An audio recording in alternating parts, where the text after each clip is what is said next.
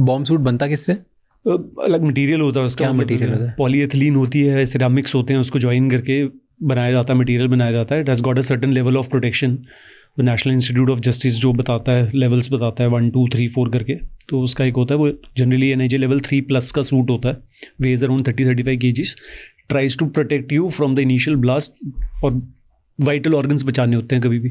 Bullet proofing का जब भी जिक्र होगा आपका, तो हमेशा ये होगा कि बुलेट इंजरीज और ब्लास्ट इंजरीज आपको वाइटल ऑर्गन्स ही बचाने अपने, बाकी तो इंजरीज के लिए तो आपको रेडी रहना पड़ेगा। तो बॉम्ब प्रूफ तो नहीं होगा वो? प्रूफ तो नहीं है, राइट? 100% प्रूफ, 100% प्रूफ नहीं है। Terminology is proof only actually. अच्छा, बट 100% नहीं है। 100 नहीं है। बट जैसे अगर वो कितने रेडिएशन का बॉम्ब है, कितना बड़ा बॉम्ब सह सकता है? देखो बॉम्ब का क्या होता है, बॉम्ब छोटे से छोटा बॉम्ब लोगे, ठीक है, if we are talking about a NMM14 mine जो इतनी सी होती है, और if we are talking about a nuclear bomb की बात कर रहे हैं, तो एनाटॉमी कोई चेंज नहीं होने वाली है। There are certain fixed parts जो सब में होते हैं। वो मिसाइल्स में भी वही है, वो आर्टी के शेल्स में भी वही है, वो माइंस में वही है। There is going to be a fuse, there is going to be a detonator, there going to be explosives, जिसको मेन एक्सप्लोसिव बोलते हैं, और इसको एक केसिंग के अंदर बंद करना है। ये एक बेसिक एनाटॉमी है, इसमें कोई चेंज नहीं आएगा कभी भी। चेंज सारे बॉम्ब ऐसे ही बनते हैं, सब यही बनते हैं, ये बेसिक है इसका। अब इसको आप इन्हांस कर सकते हो, आप फ्यूज़ का साइज़ या एक्सप्लोजिव्स का साइज़ बढ़ा दिया, फ्यूज़ का आपने टेक्नोलॉजी इंप्रूव कर दी, आपने डेटोनेटर की टेक्नोलॉजी इंप्रूव कर दी, आपने साइज़ बड़ा कर दिया, ये सब चीज़ें आप चेंज करते रहोगे। उसमें से कितना आप फ्रेगमेंट्स डाल रहे हो उसके अंदर, शार्पनल्स कितने डाल रहे हो उसके अंदर, एक्स्ट्रा डाल दिए, आपने उसको कोई पावर सोर्स दे दिया। जैसे मिसाइल है, बेसिक फंडा यही है, but then you have to take missile from one place A to place B, तो ऑब्वियसली कोई पावर का एक सोर्स चाहिए उसको लेके जाए। अगर ग्रेनेड है उसमें कोई पावर सोर्स नहीं है, तो उसको हाथ से फेंक रहे हैं। बेसिकली मेरा हाथ का स्ट्रेंथ जो है वो पावर सोर्स है, मैं उसको ज़ोर से फेंकता हूँ, वो 20-30 मीटर जितना भी आगे जाता है, जितना मैं फेंक सकता हूँ। बट अब जैसे है ना, राज कैन थ्रो इट 50 मीटर्स, मेरे से 20 मीटर फेंका जा रहा है, तो वो उसका पावर सोर्स है। बट अंदर की एनाटॉमी सेम है। एक उसमें फ्यूज़ है, फ्यूज़ डिसाइड कर रहा है बेसिकली जो उसको दे रहा है इनिशियल वाला, कि टाइमर टाइप है कि फटेगा कब ये और कैसे फटेगा। तो जैसे फर्स्ट अगर आपको ग्रेनेड लग गया बॉम्ब सूट पहनने के बाद भी, तो will it harm you? Chances are कि बच जाएंगे, अनटिल अनलेस की जो चीज़ प्रोटेक्टेड नहीं है, क्योंकि पूरा ऐसा नहीं होता कि 100% हर जगह से होता है। तो बट अगर जहाँ पे प्रोटेक्टेड है, जैसे मान लो यहाँ पे, तो वहाँ बचने के चांसेस काफ़ी चांसेस। तो ग्रेनेड इतना असर नहीं करेगा? हाँ, कम होगा। माइन से जैसे NMM14 टाइप माइन हुई तो उससे बच जाओगे आप। बट ये जनरली बॉम्ब सूट पे जब डिस्पोजल होता है, ये IEDs के साथ होता है, इम्प्रोवाइज एक्सप्लोसिव डिवाइसेस होती हैं, उनके साथ होता है। अब उसमें डिपेंड करता है कि मेन एक्सप्लोसिव कितना है। मेन एक्सप्लोसिव अगर उसमें ज़्यादा होगा काफ़ी, तो फिर तो चांसेस आर वेरी हाई कि जैसे ग्रेनेड टच करते से अगर उसने पिन निकाली फेंक दिया, तो वो जहाँ टच होगा वहाँ फट जाता है, राइट? ये फ्यूज़ डिसाइड कर रहा है इस चीज़ को। फ्यूज़ डिसाइड करेगा कि किस तरीके से है। अब ग्रेनेड, अगर स्पेसिफिकली ग्रेनेड की बात कर रहे हो, ग्रेनेड कि जब पिन निकाली जाती है तो उसे कुछ नहीं होता पिन से। There is a lever attached to a grenade, उसको हम प्रेस करके रखते हैं। जब when we pull the fuse, तो फ्यूज़ निकाल दिया, नहीं पिन निकाल दी उसकी, वो जो लिवर है वो भी होल्ड कर रहा है उसको। जब आप उस हाथ से उसको फेंकोगे, वो लिवर डिटैच होगा, अब एक्टिवेट हुआ है सब कुछ। उसमें फ्यूज़ जो लगा हुआ है ग्रेनेड में, वो टाइम डिपेंडेंट है उसका, तो उसको एक टाइम मिला हुआ है फिक्स कि 8 to 9 सेकेंड्स का टाइम है। ओके, तो वो फ्यूज़ डिपेंड जो ये वाला है, वो टाइम डिले फ्यूज़ है ग्रेनेड के अंदर। Fuse can be an impact fuse also. But अगर 8-10 सेकंड तक पकड़ा रहा तो यही फट जाएगा। अगर वो लिवर मेरे हाथ में जो है उसको मैंने क्लिप करके रखा हुआ है, ठीक है, basically I can not show you, but अगर एक ग्रेनेड है उसके साथ एक क्लिप लगा होता है, देखा है वो, वो क्लिप होगा वहाँ पे लगा हुआ, आप उसको क्लिप के साथ पकड़ते हो हमेशा और पिन निकाल देते हो। जब तक ये क्लिप डिटैच नहीं हो रही है तब तक कुछ नहीं होने वाला है। The time starts from the time this clips get detached. तो जब मैं इसको थ्रो करता हूँ तो ये क्लिप, सबसे पहले ये क्लिप अलग हो जाता है उससे, उसके बाद से वो 8 या 9 सेकेंड जो है वो आपके स्टार्ट हो गए। तो जैसे 8 या 9 सेकेंड होंगे वो अपने आप फट जाएगा वहाँ जाके। तो इट्स नॉट कि वो टच करते से फट जाता है, वो इम्पैक्ट फ्यूज़ हो जाएगा। अगर हम लोग उसको इम्पैक्ट पे डाल दें कि हमने फ्यूज़ इम्पैक्ट का डाला हुआ कि जहाँ पे भी प्रेशर लगा, जहाँ पे इम्पैक्ट आया उसका, तो इम्पैक्ट पे फट जाएगा। अगर हम प्रॉक्सिमिटी का डाल दें, तो फिर किसी पर्टिकुलर चीज़ की प्रॉक्सिमिटी, जनरली मेटालिक चीज़ की प्रॉक्सिमिटी आई, तो जैसे प्रॉक्सिमिटी इसमें होती है, एंटी माइन जो होते हैं, एंटी टैंक माइन होते हैं जो, वो प्रॉक्सिमिटी वाले होते हैं। जैसे वो टैंक की प्रॉक्सिमिटी में आते हैं तो एक वेट है और एक प्रॉक्सिमिटी है उसकी, जैसे उसमें आएगा तो वो फट जाएगा अपने आप। उस वेट पे उस प्रॉक्सिमिटी में फट जाएगा। तो ऐसे अलग अलग है। वो साउंड भी हो सकता है, fuse can be activated with sound, with जोर से साउंड आया तो, बहुत जोर का साउंड आया, कोई इलेक्ट्रिक सिग्नल दे दिया उसको, उससे हो सकता है। प्रेशर दे दिया, उससे हो सकता है। कोई सेस्मिक प्रेशर है, उससे हो जाएगा। तो अलग अलग टाइप की फ्यूज़ की कैटेगराइजेशन। बहुत ये जो मूवीज़ में दिखाते हैं, टेररिस्ट जैकेट्स पहन के आ जाते हैं, उनमें वो आईडीज़ हैं बेसिकली, रिमोट कंट्रोल्ड है सारा। उसका जो फ्यूज़ है वो आप रिमोट से कंट्रोल कर रहे हो। अच्छा, तो वो पहन के रखते हैं जब तक रिमोट नहीं प्ले जब करें उसको तब दबा तक। दिया, रिमोट दबा दिया, उसमें मल्टीपल चीज़ें, देखो उसमें मल्टीपल चीज़ों का हो सकता है। फ्यूज़ डालना है मुझे, मैं डाल दूंगा, जैसे मैंने इम्पैक्ट का डाला था कि मैं जोर से जाके किसी को टक्कर मार दूंगा, I go and grab somebody with a lot of force, फट जाएगा। हाँ। और फ्यूज़ क्या है आपका, बहुत ही ज़्यादा वो है अपना सेंसिटिव है।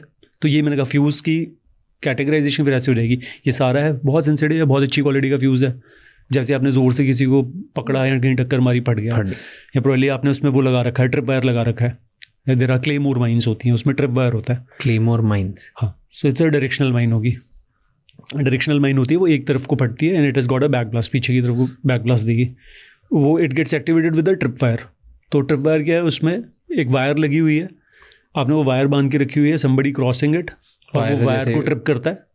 तो जनरली जैसे एरियाज है जहाँ पे मतलब देयर आर ह्यूज गैप्स, है ना, बड़े बड़े गैप हैं, तो मैंने क्लेमोर लगा दी, डायरेक्शनल माइन 4-5 लगा दी, उसके दोनों साइड से फ्यूज से मैंने ट्रिप वायर निकाली और बांध दी, लेफ्ट राइट बांध दी। अंधेरे में कोई टेररिस्ट वांट टू क्रॉस, और उसको जिगजैग कर दो, एक ऊपर लगा दी, एक नीचे लगा दी, एक साइड पे लगा दी, लेफ्ट राइट लगा दी, और सबकी वायर्स निकाली हुई हैं। At least one of the wires will trip, somebody will trip. But ऐसे क्यों दिखाते हैं? अगर अभी जैसे फ्यूज़ है, वो बॉम्ब रिमोट से फटेगा, राइट, स्टिल उसके पास जाने में वो लगता है कि वो कभी भी कैसे भी फट सकता है। What is the logic then? अगर रिमोट से फटेगा, अंडरस्टूड, नॉट अंडरस्टूड। एक जैकेट होता है या कुछ भी चीज़ हो रही है जिसमें बॉम्ब लगा हुआ है बेसिकली। अच्छा, तो डिफ्यूज़र को पता नहीं है कि वो पता ना, ट्रिप वायर से फटेगा कि रिमोट से फटेगा कि क्या होगा। वो commercially of the shelf type available कोई नहीं है, जिसकी नॉलेज तो है नहीं है, पता कुछ नहीं है, इम्प्रोवाइज्ड है, दैट्स व्हाई यू से इम्प्रोवाइज्ड है वो। अब उसमें क्या क्या मैकेनिज्म लगा हुआ है, फिर it has got a trip also, it has got a different kind of fuse, impact भी है, हो सकता है कितने हैं कुछ आइडिया नहीं है उसका। प्रैक्टिस कैसे करते हो ये? प्रैक्टिस ऐसे करते हैं, then you have to be aware of all this. पहले तो पढ़ोगे इसके बारे में कि एक्चुअली होती क्या क्या चीज़ है, कौन सी चीज़ है, कौन सा एक्सप्लोजिव है, अंदर क्या है उसकी, RDX है, TNT है, अमोनियम नाइट्रेट है, कौन सा है तो कौन से कलर का है, कलर है तो फिर वो है, फटेगा तो इम्पैक्ट कितना करता है, फ्यूज़ है तो शक्ल कैसी होती है उसकी, क्या होगा, अगर उसके डेटोनेटर है तो कितना डेटोनेटर है, कितना सेंसिटिव डेटोनेटर है।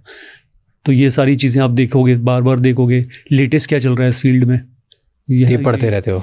ये पढ़ना बहुत ज़रूरी है। Then you have to practice also.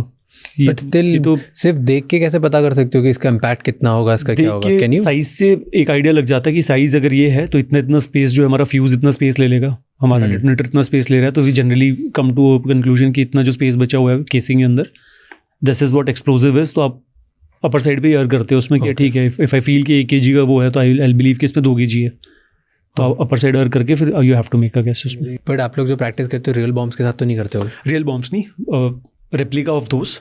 और बट छोटा उसमें ब्लास्ट होता होगा? ब्लास्ट, हाँ, that you have to do, but काफ़ी कम। मतलब जनरली आप मेन एक्सप्लोजिव को अवॉइड करते हो, आप डेटोनेटर पे रुक जाते हो जाके। Okay, so detonator also, initial blast detonator का ही होता है, वही मेन ब्लास्ट को एक्टिवेट करता है। So you stop at detonator, you can not practice with the main charge के साथ नहीं कर सकते प्रैक्टिस। तो छोटा भी डू यू एवर प्रैक्टिस, क्योंकि द सीरियसनेस वहाँ पे बहुत अलग होती है। Obviously you practice with the detonator level का चार्ज पे एंड यू ब्लास्ट एवरीथिंग। आपको साउंड और वो झटका तो बर्दाश्त करना ही है उसका। इट मे, मतलब when you are reaching and it may blast. अच्छा, तो वो सारे ब्लास्ट वगैरह की तो आपको एक आप देखते हो कि भाई इतना एक्सप्लोजिव अगर मैंने रखा है, 5-6 kg का रखा है या 2 kg का रखा है, तो उसका ब्लास्ट का इम्पैक्ट कितना होने वाला है, because that also you have to assess कि अगर यहाँ पे ब्लास्ट हुआ तो शार्पनल कितनी रेंज तक गया उसका, तो मुझे पता लगेगा कि अच्छा कितने kg का ब्लास्ट हुआ होगा या कौन सा मटेरियल का ब्लास्ट हुआ होगा। बट क्या माइंडसेट रहता है, क्योंकि प्रैक्टिस में तो आपने ऐसे प्रैक्टिस करी, आपको पता है आप फेल भी हुए वो डिफ्यूज़ करने में तो फटेगा नहीं, you will be saved, you will be alive. पर रियलिटी में आप एवरी टाइम आप कुछ करने जा रहे हो, वो हमेशा लाइक मान के जा रहे हो कि इट माइट ब्लास्ट। नहीं, इट विल ब्लास्ट। तो क्या चलता है माइंड में जब ये माइंड में ये चलता है कि देन वही है, आपको जो इतनी ट्रेनिंग करी हुई है, आपका माइंडसेट चेंज हो जाता है इस वाले में। It is not only with bomb defusal या बॉम्ब डिस्पोजल की अकेले की कहानी नहीं है। Anybody who is wearing a uniform and is operating somewhere, ठीक है, अभी जो अगर हम लोग बात कर लें, जो इस टाइम पे खड़े होंगे यहाँ पे LC वगैरह पे, and there is no operation happening right now, कुछ नहीं हो रहा, but there are non conventional operations, तो कुछ ना कुछ हो ही रहे होंगे। तो वो सारों को पता है कि कुछ ना कुछ तो हो ही सकता है, सम्मान के चलते हो एवरी डे। हाँ, you have to be that way, ये तो ऑप्शन नहीं है। That is what the difference is, जो इतनी ट्रेनिंग करी है। But do you ever get, कभी ऐसा होता है डर लगता है? डर तो हमेशा ही लगता है, लेकिन यू आर ओवरकमिंग दैट। जो डर है उसी को तो कैसे मैनेज करते हो? बिकॉज हार्ट बीट तेज हो जाती होगी, ब्रीदिंग चेंज हो जाती होगी, बिकॉज जैसे जैसे आप क्लोज जाते जा रहे हो बॉम्ब के, कुछ भी बोलो, like in the beginning at least ये सब कंट्रोल करना वेरी डिफिकल्ट। मैं स्पेसिफिक क्या, मैं यार मैं तो बहुत सिंपल एग्जांपल देता हूँ। I will give you my own example, ठीक है। We are doing a slithering exercise. Slithering क्या है? Slithering is you using a rope to come down, ऊपर से नीचे आपने आना है, और देयर इज नो वो है सेफ्टी, कोई रोप नहीं होती स्लिदरिंग में। You only have to hold a rope and with the strength of अपनी आपकी जितनी भी ताकत है आपके हाथों में, उसके सारे आपने नीचे आना है। अगर नहीं है स्ट्रेंथ तो बहुत तेज़ आओगे, which is not considered good, और जान अगर है हाथों में तो आप स्लोली आओगे। सेफ्टी रोप कोई नहीं है। I was doing a practice, I was injured, मेरे राइट एल्बो में इंजरी थी। I was not able to grip, मेरा ग्रिप ही नहीं बन रहा था बिल्कुल भी। तो मैंने बताया हुआ था कि भाई मेरा ग्रिप नहीं हो रहा है, राइट हैंड जो मेरा स्ट्रॉन्ग हैंड है, I am not able to grip.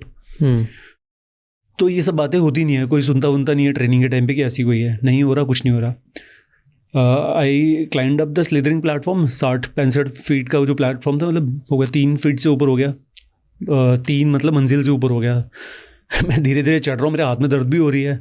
सीधा ऊपर पहुँचा, वहाँ पे 2 इंस्ट्रक्टर बैठे हुए हैं सामने से।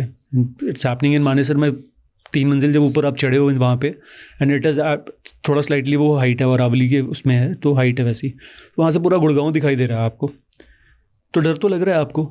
ये भी पता है कि इसमें से कुछ होने वाला है, क्योंकि जान ही नहीं है। वो आपको सीधे मजाक करेंगे, पम्प करेंगे। तो मैं सीनियर था, मुझे बता दिया उन्होंने, अच्छा सीनियर साहब थोड़े दिन बाद वो देखो सामने साइबर हब दिख रहा है, वहीं पार्टी करोगे थोड़े दिन बाद, पर अभी जंप करो। By the time I could tell them कि भाई इंजरी है, तब तक तो मुझे बता दी उन्होंने। You can not look back and से कि नहीं ये वो है।